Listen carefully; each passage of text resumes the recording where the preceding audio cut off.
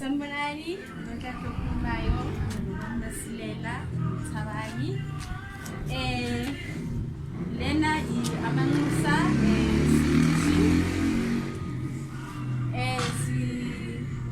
we just giving back to the community. So namhlanje sisa prepare for Emilia today.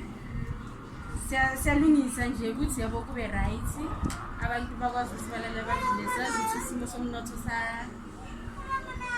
asikho mnandi kwamanje. So yeah, so siya prepare 4 o'clock siya serve, and then isandla samukelekile. You can bring anything. Asicela imali, it can be voucher or something, food parcel or anything, and then singa appreciate her. And then sinabantwana amantombazane as well.